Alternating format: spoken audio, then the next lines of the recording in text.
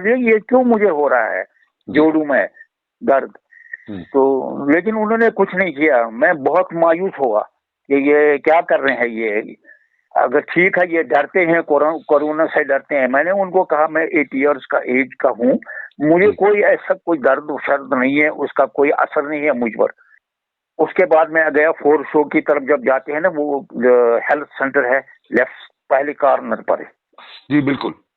हाँ, वहां भी गया मैं। तो वहां उन्होंने पहले बोला कि भाई यहाँ ब्लड प्रेशर चेक नहीं हो रहा है, या आप जाइए कहीं और करिए। मैंने कहा कहाँ करूं मैं, मेरे पास मशीन भी नहीं है, कुछ भी नहीं है, मैं कहाँ से करूं। उसके बाद वहां एक बाहर टेंट उन्होंने रखा है, टेंट में एक लेडी डॉक्टर थी। उसने देखा कि ये इनके साथ कुछ बासाबासी कर रहा है। उसने मुझे बुलाया, उसने कहा और मुझे कैसे बुलाया, पापा मुझे बोला। कहा पापा मैं आपका ब्लड प्रेशर चेक कर सकती हूँ, लेकिन एक बात है, पहले आप 10 मिनट यहाँ बैठिए टूल पर, क्योंकि आप पैदल चल के आए हैं। पैदल चल के आए हैं तो ब्लड प्रेशर रहता है, स्टेबल रहता है। फिर मैं 15 मिनट बैठा वहाँ। उसके बाद उसने चेक किया। उसने कहा मगर एक सूरत में चेक करूंगी, आप ये कपड़े चेंज करेंगे घर जाकर और नहाएंगे। मैंने कहा हाँ, इतना तो मुझे पता है। लेकिन सनम साहब ये देखिए ना, ये अस्पतालों में अगर ऐसा होगा, जो पढ़े लिखे हैं, रेस्पॉन्सिबल हैं, सीनियर सिटीजन हैं।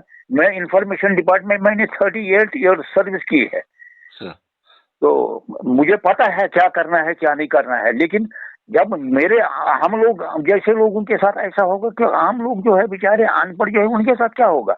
मैंने उनका भी देखा, उनको कुछ नहीं कर रहे।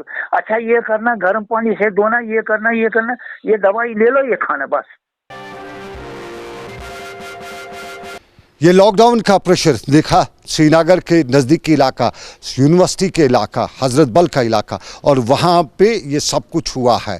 और उसके बाद हम बात करेंगे तो कहीं न कहीं बात ज़रूर निकलेगी। लेकिन बात की ज़रूर लॉकडाउन का फ़ायदा बहुत से लोग उठा रहे हैं। लॉकडाउन का फ़ायदा श्रीनगर में भी उठा रहा है। फ्रेंड्स कॉलोनी के पीछे गोगो साइड से सरकार की ज़मीन पर डोज़र चल रहा है। इस लॉकडाउन के दौरान लगातार वो डोज़र चलता रहा, भराई हो रही है, सरकार की ज़मीन को अपने कब्जे में लिया जा रहा है। ये श्रीनगर के फ्रेंड्स कॉलोनी के नज़दीक, यानी हवाई अड्डे के नज़दीक के इलाके में है। लेकिन अनंतनाग में क्या कुछ हो रहा है, एक शख्स हमें वहाँ से कॉल करके बता रहे हैं कि उनके इलाके में सरकारी ज़मीन को बंजर बनाया जा रहा है, खुदाई की जा रही है, इंतजामिया तमाशा देख रही है।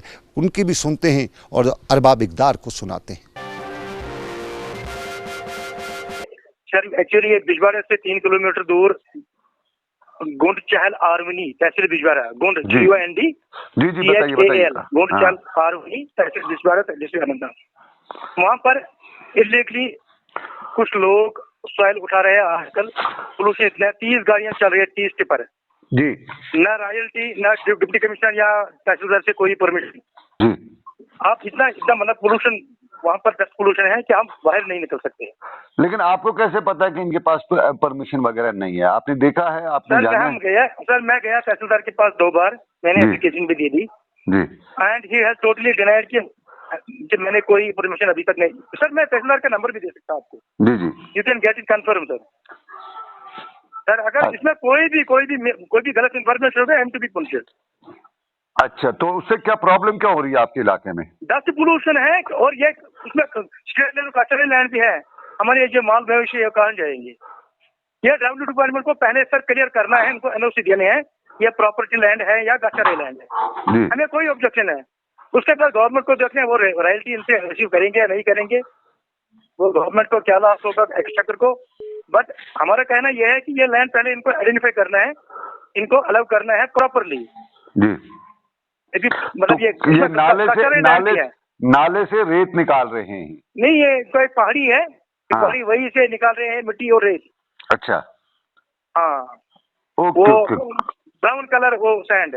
अच्छा, ये कुछ मजदूर खुदाई करते हैं या मशीन टिपर वो नहीं, ये कॉन्ट्रैक्ट है, ये मशीन से लगा है, बड़ी हैवी एक्सट्रैक्ट है। एक्सकेवेटर।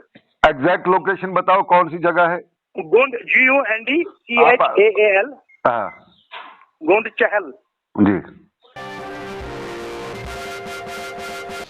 बात सुनने और सुनाने की, लेकिन सुनिए सरकार में हम सरकार को ये भी सुनाना चाहते हैं कि मदद करने की बात जब आती है तो बहुत से पेशे हमारे ऐसे हैं जिनको इस वक्त मदद की ज़रूरत है। हमारा ट्रांसपोर्ट का तबका है, उनकी गाड़ियां बेकार हैं, बैंकों का कर्जा चढ़ रहा है, उनको इस वक्त सरकार की मदद की ज़रूरत है। ऑटो ड्राइवरों की मदद की ज़रूरत है, हमारे छोटे दुकानदार जो हैं उनको मदद की ज़रूरत है, और हमारे यहाँ दुकानों के पास जो सेल्समैन रहते थे उनको मदद की ज़रूरत है। प्राइवेट स्कूल्स में जो असातिज़ा हैं उनको मदद की ज़रूरत है। उन प्राइवेट स्कूल्स की इंतज़ामिया पर हम सवाल उठाते हुए उनसे पूछना चाहते हैं कि इन प्राइवेट स्कूल में टीचर्स से आप बड़ी खिदमतें लेते हैं, लेकिन जब कुछ देने का वक्त आता है तो आज क्यों ऐसा कर रहे हैं? माना कि इस वक्त हालात ख़राब हैं, इस वक्त वो सब कुछ चल रहा है जो होना नहीं चाहिए था, लेकिन आप भी थोड़ी सी अपनी अना को छोड़िए, इनकी मदद तो कर लीजिएगा। तनख्वाह नहीं दे रहे, पूरी नहीं दे रहे, आधी तो दे दीजिए, आधी नहीं तो कुछ दीजिए, इनका भी चूल्हा जले, इनके घर में भी इंसाफ के तकाजे पूरे हो सकें।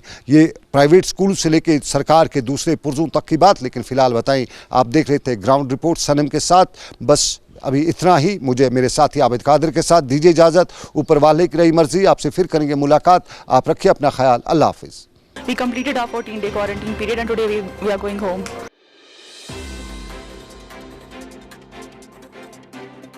ये डरने की कोई बात नहीं है, क्वारंटीन कोई बड़ी बात नहीं है, फ्रीक आउट बिल्कुल नहीं करना है।